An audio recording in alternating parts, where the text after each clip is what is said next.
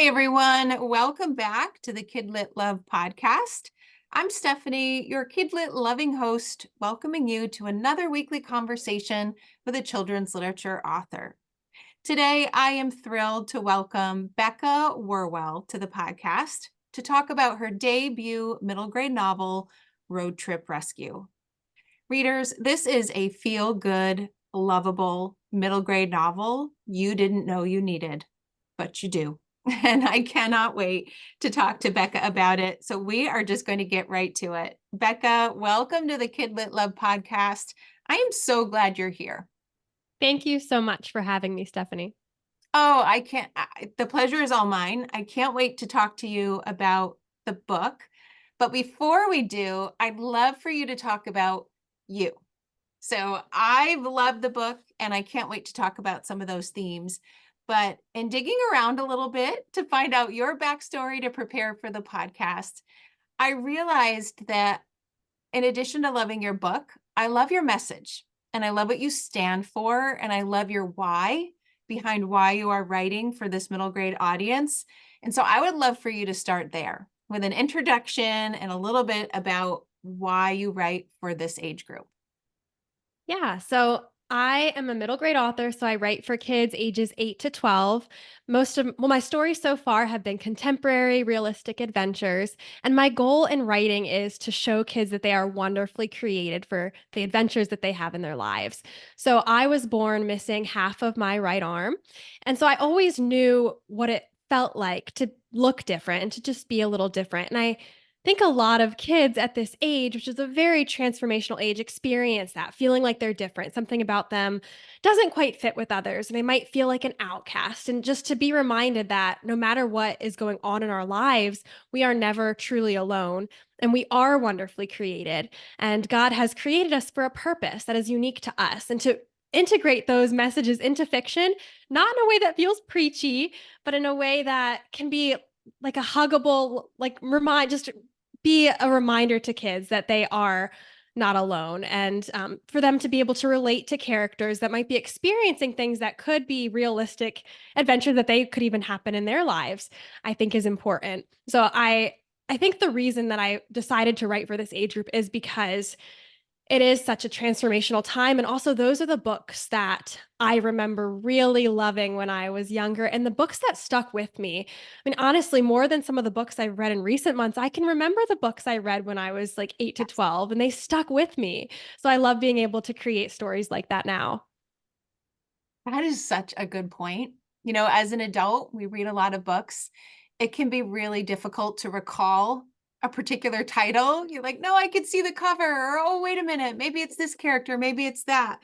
But if you asked me about my reading life when I was younger, I can tell you about the Babysitter's Club. I can tell you every Judy Blume book. I can tell you about Sweet Valley High. I can tell you them because that was such a formidable time. I guess I never really thought of how I truly remember more of those books than probably some of the adult books that I have read. Yeah, and those characters, they felt like friends when I was reading. Because of Winn-Dixie is a book by Kate DiCamillo I talk about a lot because I can picture the cover. I know when the movie came out, I was so excited, and I had like a poster that I had hung up in my room. And this was even more recently. In the past few years, my family had gone to Florida on vacation, and I went to a Winn-Dixie grocery store for the first time, and I thought this is so cool. Or maybe it might have been North Carolina. I don't remember, but I was like, I've never been to a Winn-Dixie grocery store, and just going back to that time when I was younger and read that story and it's still feeling so real and so memorable to me. It really is impactful. Yeah. And I would add, especially, well, for a couple of reasons. Number one, my whole aim of this podcast is to help connect children with books that are right for them, but it's also to connect adults to that same children's literature that could be right for them because we all are still reading to all of our inner children. Mhm. And we were Yes. talking before we hit record, you know, there were multiple pieces of this book, this middle grade novel that just hit home for me. I instantly went back to that 10-year-old self that I had. And that is the gift of books. Those friends are real. Those Mhm. places are places that we can visit and they really just make us feel connected feel less Mhm. alone, whether they are technically real or not. That feeling is everything. And it's probably because that middle age time in our lives can be so up and down and so much change and so much going on that we maybe that's why we kind of cling to those reminders of what comforted us during that time. Yeah, I think you're right, and I still love reading middle grade fiction now. I mean, obviously, if I write it, I probably enjoy reading it too, but I do think it's fun to dive into a new story and reflect back on those years and, yeah, like, think about it in a way that you wouldn't have while you were in it, but just to continue to process emotions you might have felt and things you might still be carrying with you now without even realizing it. Yeah. I also think they're really good parenting tools, right? Mm. Because when you read a middle grade novel, you can read to your inner self. But you also have this brand new world experience that you didn't before, and it reminds you what it is like to be a child and what it is like to feel those things. And if you're a Mhm. parent, a caregiver, an educator, I just feel like these novels help us remain more connected to that part of our lives, which makes us then better connect to the kids that we work with. So many reasons why middle grade novels should be on everybody's TBR stack, right? Yes, I agree. So let's talk about Road Trip Rescue. Um, I already mentioned that I thought it was a feel good, lovable novel that everybody needs to read, and that's whether they are an adult or a child. But you have so many beautiful themes, I think, packed into this book.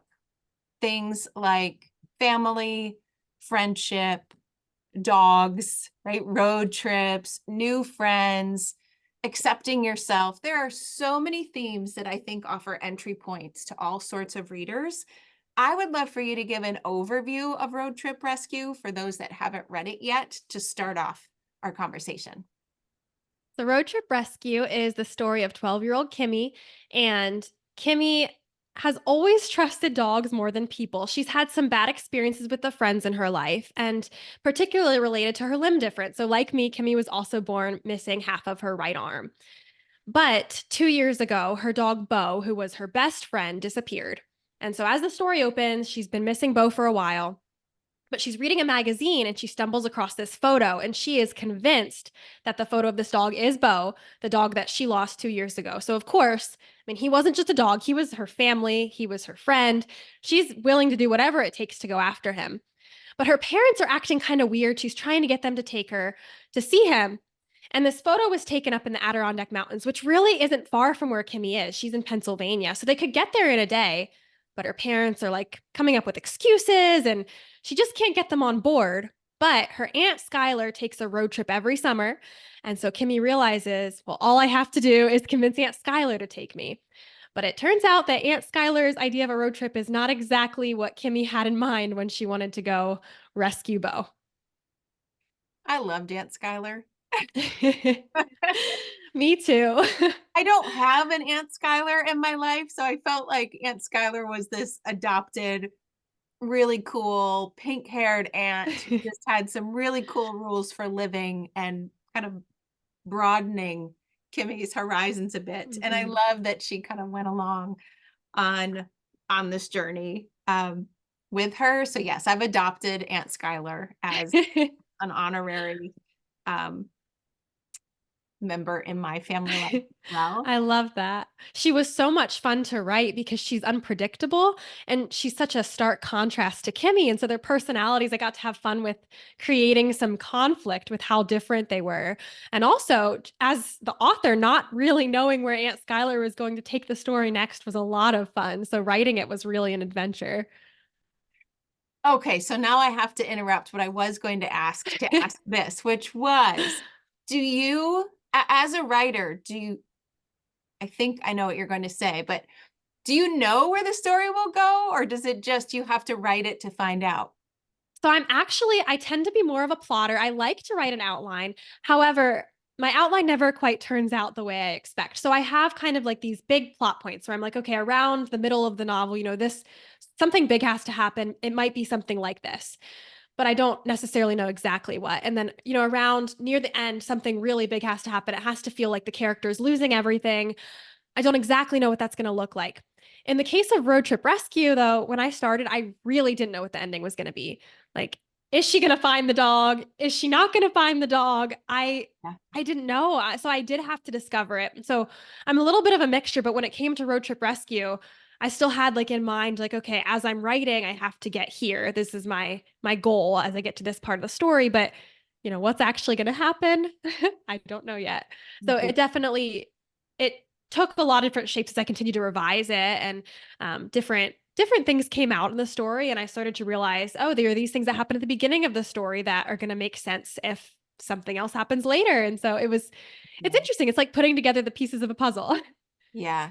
And it felt like that as the reader too, because for so long I really was wondering what exactly is going to happen. Is she going to find the dog? Is this going to be a happy ending, a not happy ending? How is this going to end? And I did love how some of those pieces started to come together. I started to make my own guesses based on my own experiences as a kid. And I won't spoil it. We try not to do spoilers on the podcast, but I do love how you kept me thinking right up into the very end of which way could this go?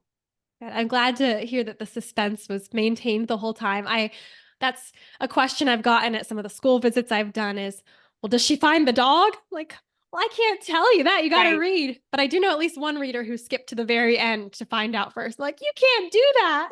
Oh no, just like Aunt Skylar has, these rules for traveling Yeah. or adventuring. Like that's a rule that I Uh-huh. personally don't like to break in my reading life. You can't look at the end. Yeah. Me too. Sometimes I don't even read the back cover because I feel like the back cover can give too much away. I'm like, I'm just going to dive in and see what happens. Yeah. Oh gosh. So in there, I mentioned adopting Aunt Skylar, as an honorary aunt of my own, and I love how on the adventures that they take, Aunt Skylar is really pushing Kimmy to not be so hyper focused on just finding Bo in case it doesn't happen. And then you have Kimmy, who is trying to drive the show and get right to where she's going, and not that, nothing else. And I loved how together Kimmy had a nice impact, or no, I want to go the opposite way. Aunt Skylar taught Kimmy a thing or two about how to relax a bit, maybe open up and see where something goes. But I also think that Kimmy taught Aunt Skylar a thing or two, because even though Kimmy is the main character here that is on this journey, Aunt Skylar is on a pretty big journey of her own. And I loved how those two stories kind of went side by side and felt like they were each teaching each other what the other needed to know on this trip. Was that intentional, or did that just come about as you were seeing where the story went? I think it just came about as the story came to life. It wasn't something that I intentionally thought about beforehand. What's interesting with middle grade, you want the protagonist, the kid, to be driving the story. And so when you have a road trip, it becomes interesting because Kimmy, as a 12-year-old, can't get in the car and drive herself up to Adirondack. So it became a question of, well, who could Kimmy go with that we still get to maintain kind of like a childlike sense of wonder, unpredictability, adventure. Um, and so that was where the idea of bringing Aunt Skylar originally came from. It felt a little more unique than maybe having her parents take her, where things might have been a little more controlled, because Kimmy knows her parents and she could expect how they would behave on a road trip more than she could expect how Aunt Skylar would act. So that is where having this character who was, yeah, unpredictable and spunky and sometimes a little moody and you never really knew what she was going to Yeah. say or do, that's where she came in. But I didn't necessarily think about the way they contrasted with each other and the way they would teach each other through the journey. So that was something fun that I got to discover along with the characters. Yeah. And I think another reason why both adults and children will see different things that they need to see in it. Yeah. I have to mention the first line. I love collecting favorite first lines from the books that I read, and this one is now on my notebook page of favorite first lines. Can I read it? For Yes, please. Okay. So, first line of Road Trip Rescue is this: I'm not even trying to be funny when I say my life changed on the toilet. I mean, what middle grade reader is not going to be all in after that first line? And that kicks off Kimmy finding what she thinks is Bo on in the magazine. I just love that you started off on something that would instantly hook a kid and realize that this could be a great book for me. It's funny, so much of the story changed so much, but that first line was always, I mean, some variation of that. It was how the story came into my mind initially. I think I don't know why that was just I mean, so many kids nowadays they're scrolling on their phones. They're not looking through a magazine like that. And so she's like, "Oh, that'd be fun if she was sitting on the toilet reading a magazine and that's how she found the picture of the dog."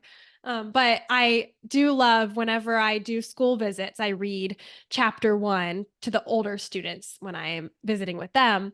And as soon as I put up a slide and it says chapter 1, it all started on the toilet. They're all like, like, yes, got the target audience here. That's right.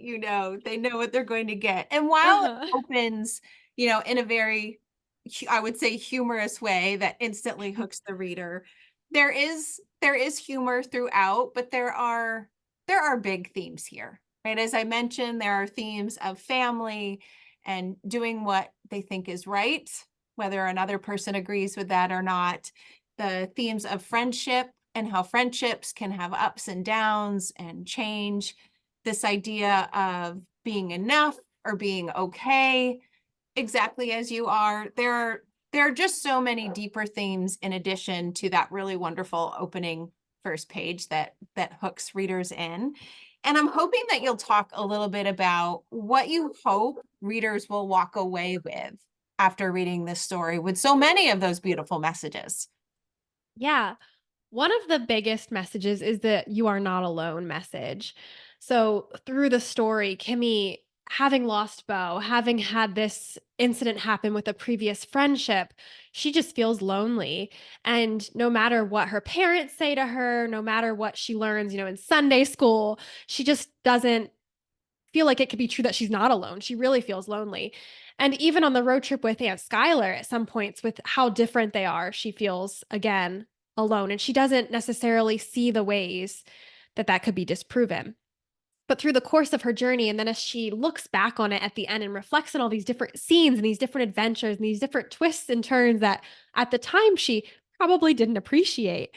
But as she reflects back and she sees these pieces come together and how God had placed different people in her life and different things had been happening and his presence all the way. And this just a sense of realizing that she had never been alone, even in the times that she felt the loneliest, I feel like is such an important message. And a lot of readers aren't going to relate to Kimmy in some ways. I mean, they might not have lost the dog and they might not have a limb difference like she does. But I think on some level, all of us can relate to those feelings of loss and those feelings of loneliness. And so my hope is that the book meets readers wherever are at in those feelings of knowing like that they're not alone. They never have been.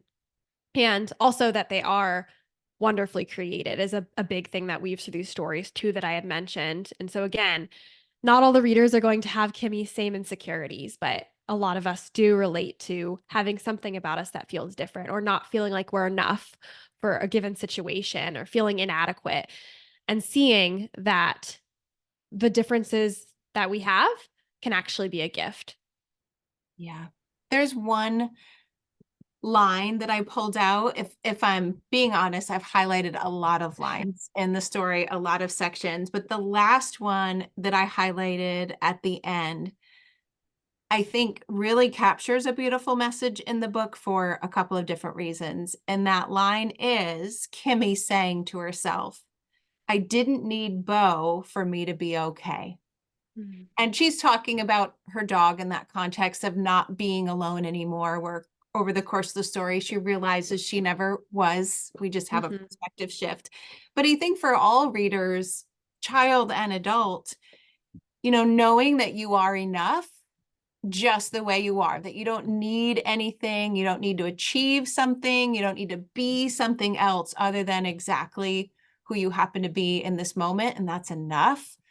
Mhm. That is a beautiful message. And if you can get that message as a middle grader, life's just going to be a lot better and feel a lot better from there. So I loved that message that was just wrapped into every single page, I feel like. I'm good. I'm glad to hear that because that is such a hope, especially in writing for a middle grade audience. You want to maybe have these messages, but you also don't want that to be the focus of the story because kids can catch on to that pretty quickly if it seems Yeah. like you're trying to be preachy or you're trying to communicate some sort of message. So, how do you balance storytelling and pulling them into an adventure with then maybe without them even realizing it when they close that last page, there might be some messages that linger. Yes. Yes. And those adventures were fun. There were camping adventures, there were water slide adventures, New York City adventures. There were so many adventures that kids could get into and imagine.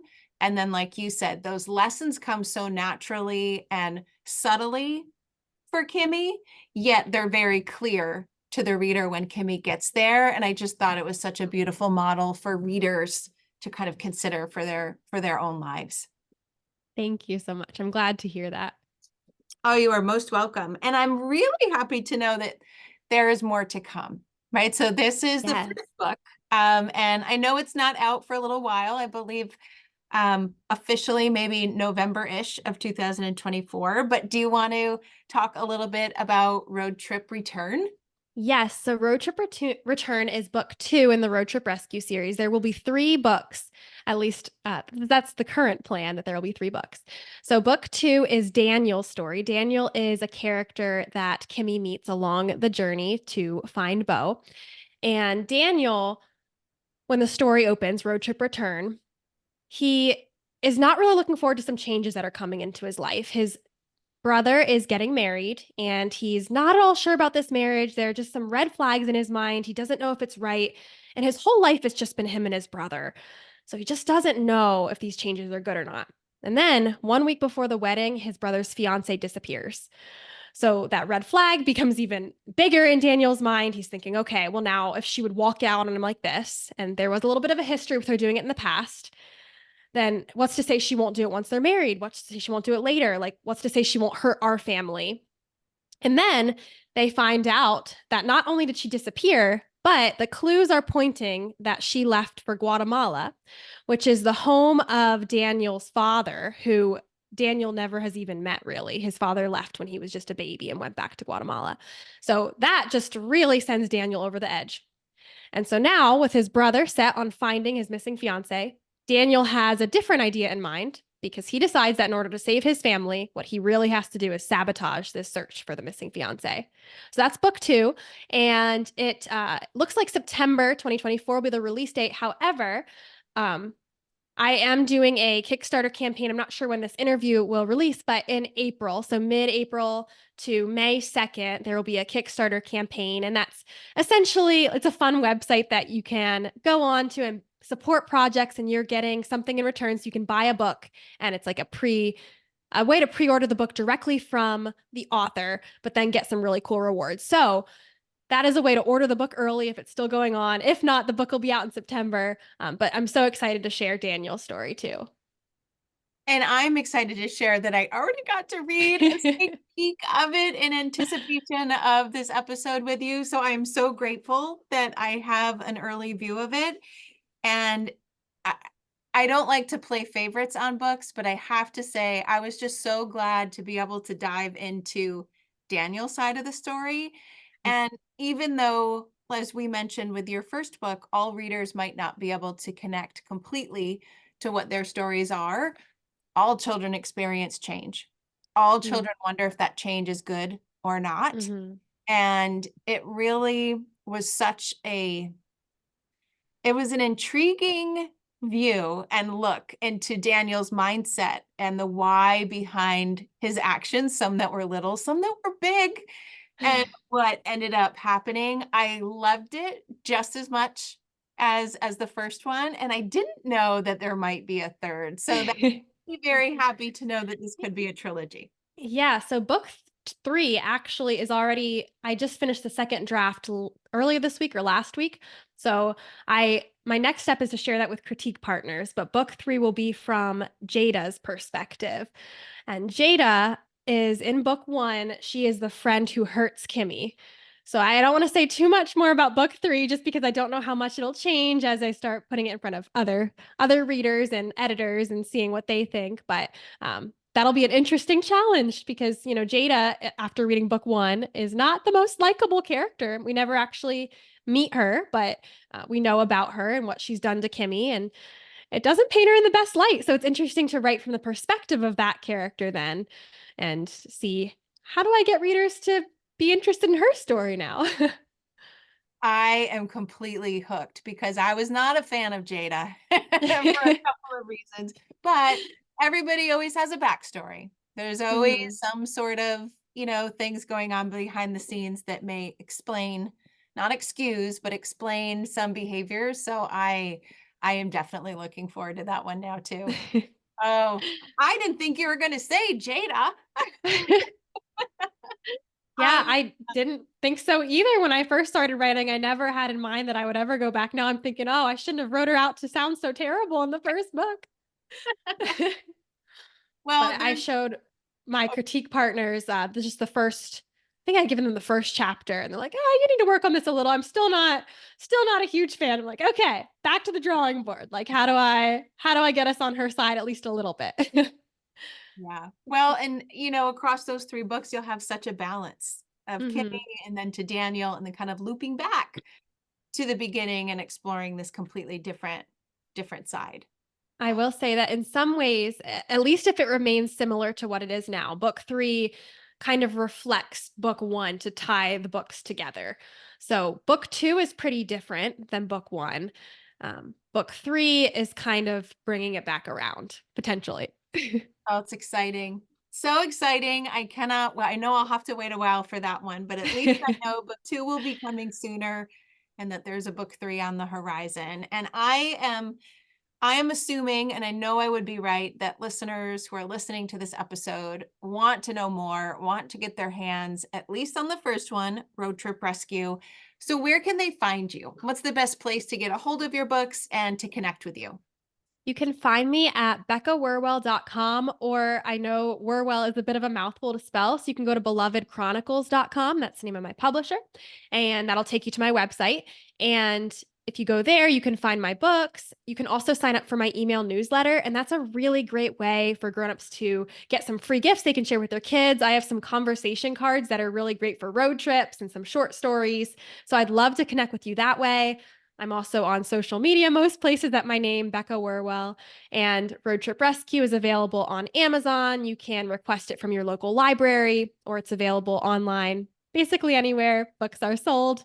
Road Trip Return is on Kickstarter from mid April to early May, and then it'll be available probably in September. Wonderful. Well, thank you so much for taking the time to come onto the podcast. I so enjoyed the book. I so enjoyed our conversation, and hopefully listeners they'll go grab it. They're going to want to. I know it. It'll end up on so many books I've hugged lists for sure. I am certain. Thank you so much, Stephanie. What a fun conversation. Thank you for having me. Oh, you're most welcome. And everyone, thank you for listening, and I'll see you inside our next episode.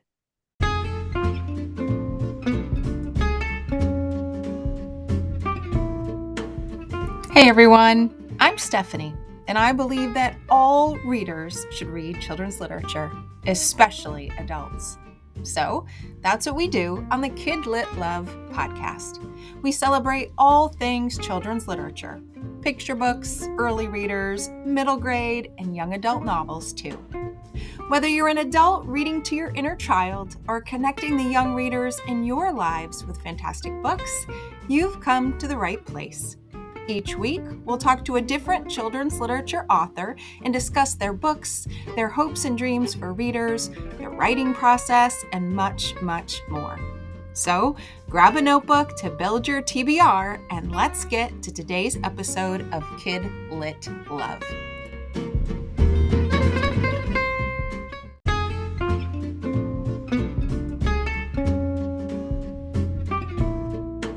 Thanks for listening to today's episode of the Kid Lit Love podcast. You'll find links to all the books, resources, and ideas mentioned in the show notes at alitlife.com. And if you want more, you might like to listen to my other podcast called Get Literate. It's a podcast that explores all things books and reading, notebooks and writing, and everything in between to build a life you love. One more thing. If you love what you listened to today, please take a moment to rate and review the podcast or take a screenshot of the episode and text it to a bookish friend. This helps the podcast grow and builds our bookish community of kid lit love. Thanks for listening.